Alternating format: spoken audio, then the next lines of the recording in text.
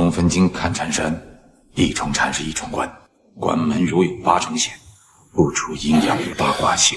你以为这只是电影台词吗？相信经常盗墓的朋友都知道，这是摸金校尉的寻龙口诀。而胡八一更是凭借此口诀，成功打开了尘封1000年的辽国公主墓。可他在开棺前却没忘记摸金的规矩，那就是在墓室东南角点上一根蜡烛。在做好一切准备后，3人一起用力打开了玄关的棺盖。没想一道诡异的紫光突然炸裂开来，身后的蜡烛也变成了诡异的银绿色。眼看蜡烛即将熄灭，雪莉杨当即招呼两人离开，可王胖子却毫不在意，更是怂恿老胡来都来了，怎么也要带点宝贝回去。可当老胡揭开女尸的面纱，却看到了一副熟悉的面容，并且还诡异地睁开了眼睛。玄关更是在此刻碎裂，女尸的丧服也在一瞬间变成了60年代的服饰。在老胡惊恐的眼神中，他终于认出这是自己和胖子的初恋女神丁思甜。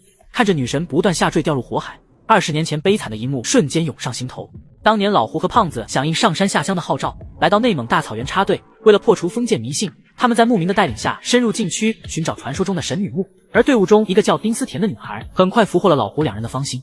可没想车子却在半路抛了锚，就在他们下车查看时，远处山坡却出现了几道人影。等来到面前才发现，这竟是一具具诡异的石像。当地牧民在看到后立马就跪了下来，嘴里还说着听不懂的语言。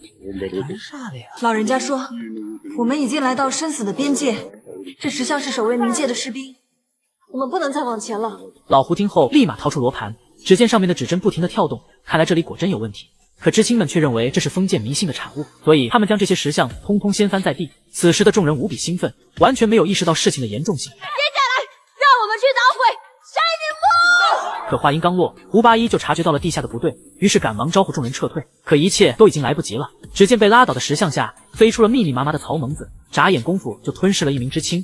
胡八一见情况不对，当即带着众人朝不远处的一个山洞跑去，并用木板和衣服堵住了洞口。可他们不知道的是，这一切才刚刚开始，更恐怖的东西还在后面。因为这里根本不是什么山洞，而是鬼子修建的地下工事，里面不仅存放了大量炸弹，而且还有很多鬼子的尸体，以及跟外面一样的石像。大家被这些石像吓得不轻，可其中一个女知青却丝毫不怕。怕什么？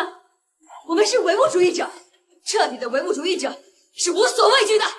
都站出来！彻底的唯物主义者是无所畏惧的。彻底的唯物主义者是无所畏惧的。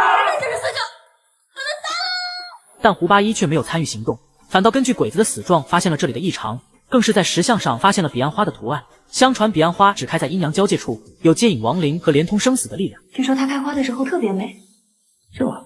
我好想亲眼看一下。你这是挑我身上？真的？就是它开在阴曹地府，我也一定给你采回来。殊不知正是这一句话，最后折磨了胖子20年。可就在这时候，一道诡异的紫光洒落了下来，晃得所有人都睁不开眼睛。而就在紫光消失后，胡八一却看到了头皮发麻的一幕。只见原本都是骸骨的鬼子竟全都活了过来，并且还将他们团团围住。紧接着一场屠杀开始了，手无寸铁的知青哪里是这些怪物的对手，片刻间就被杀得死伤殆尽。老胡见情况不对，拉起丁思甜就往外跑。可剧烈的打斗导致一具骸骨触发了炸药的开关，伴随剧烈的爆炸，3人不顾一切地向外跑去，最后成功坐上了升降机。可还没来得及高兴，升降机却被一块木板给卡住了。丁思甜不顾老胡的阻止，一脚踹掉了卡住电机的木板，使电机恢复了正常。但他却没有抓住胡八一的手，最终永远地留在了神里。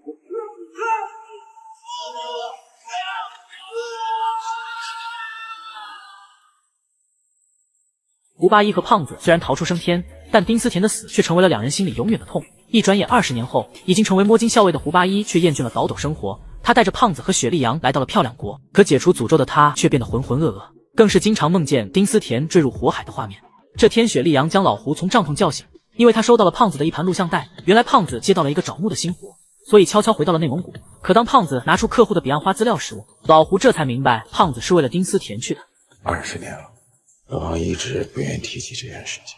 胡八一放心不下，决定去找胖子。而另一边的胖子也已经来到了当初的草原，没想真被他找到了一处风水宝地。只见远处连在一起的3座山峰，居然像一个躺着的孕妇。看着清晰可见的五官以及高高隆起的腹部，胖子当即确定这就是神女墓的位置，于是毫不犹豫地按下了手中的遥控器。